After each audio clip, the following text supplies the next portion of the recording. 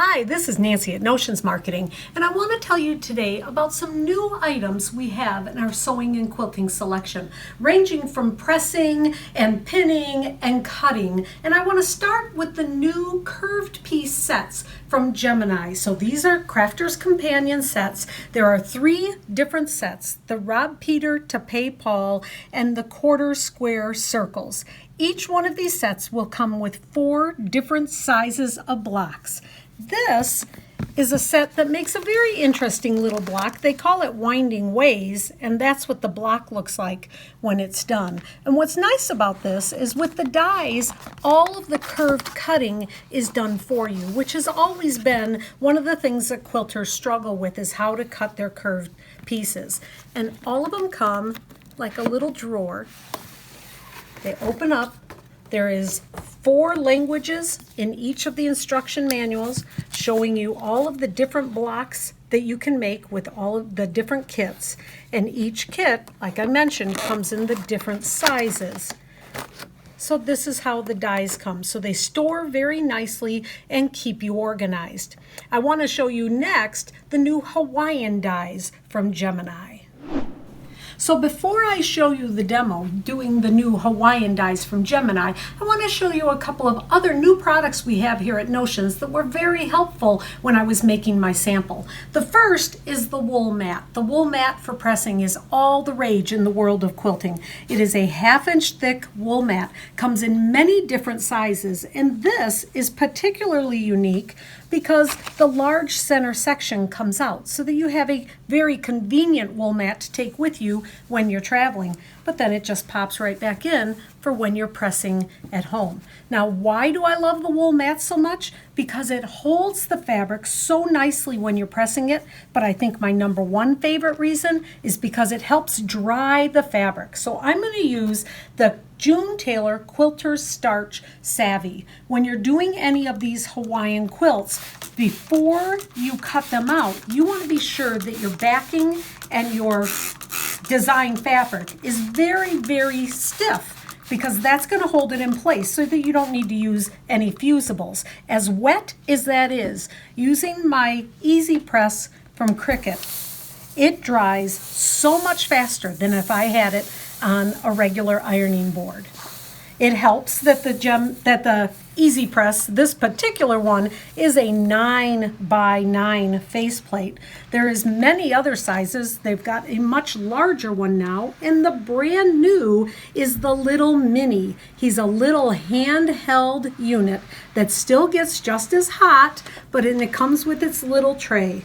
So I've done the pressing on here, and this is nearly dry. It really truly does dry so much faster when you're pressing on the wool mat. After you've done the pressing to the fabric, you want to take your fabric and fold it right sides in. So this is the good side of my fabric. I'm taking the fabric and I'm folding it in and pressing it in quarters, because these dies from Gemini, here's the Hawaiian Dies, there are 4 different designs. They only cut 1/4 of the block. There we go. So this is going to fit right on the folded corner, just like that. So let me get my plates out. So here's my Gemini sandwich. I'm going to start with my mat on the bottom, my clear mat. Then I'm going to put down one of my metal mats, and then put my fabric and lining up the corners so that it's over the edge of the corner. We don't want to cut on the fold, that area. Now I'm going to put another metal mat down and then a clear mat. And just like the Gemini always does, it's going to take it in with all the power that it has. Feeds it through and cuts it. Sometimes you think there's no way it's going to take all of those. It does. That's 4 layers of fabric going through at one time.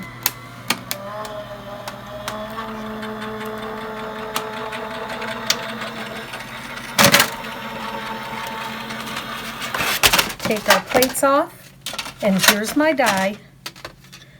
I'm going to pick up the die, all of the pieces are cut straight through. Now this is what I like to do next. So I'm going to clear off some space.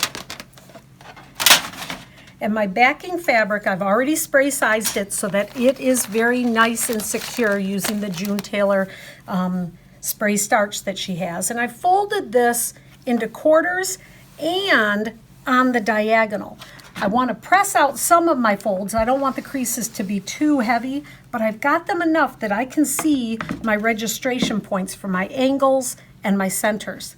Now if I take my cut design, and when I separate it very carefully. Have a little pair of handy scissors because these little edges on the fold sometimes don't cut all the way through. And carefully take this apart and try not to separate the folds. Keep everything together.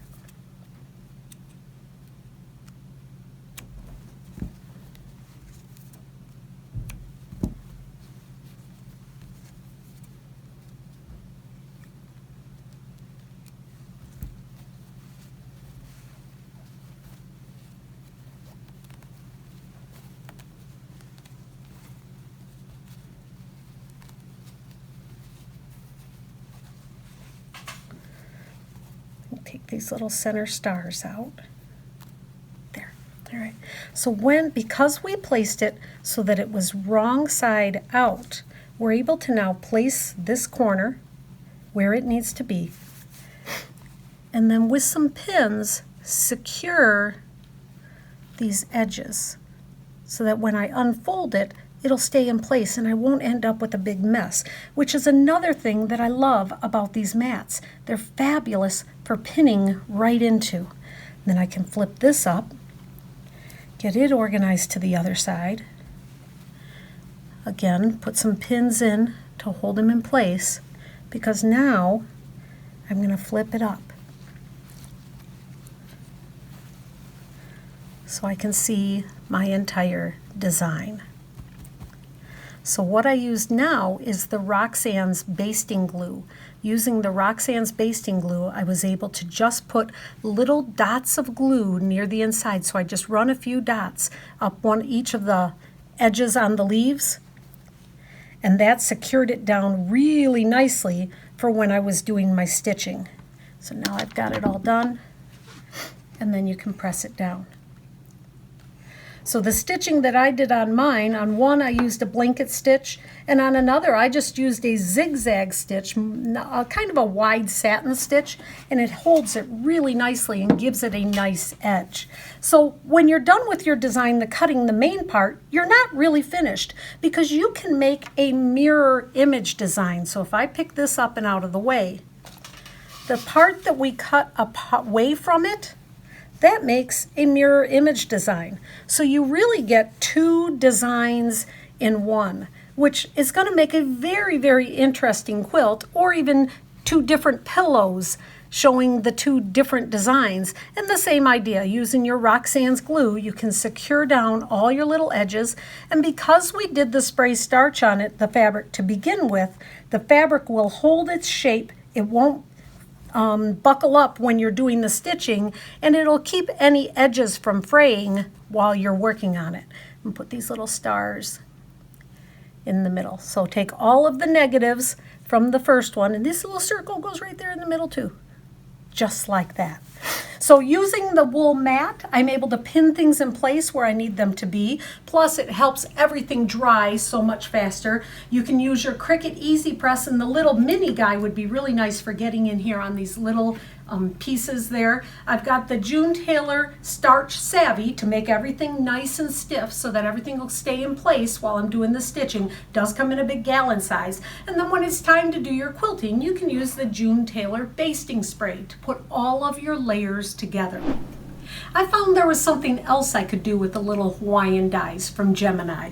I cut out freezer paper, so now I've got a hand applique piece that I can hand applique instead of doing machine stitching. So I folded the freezer paper just like I had folded the fabric, and then when you trace around it, so I use the Bohemian green pencil this time so I can see my designs.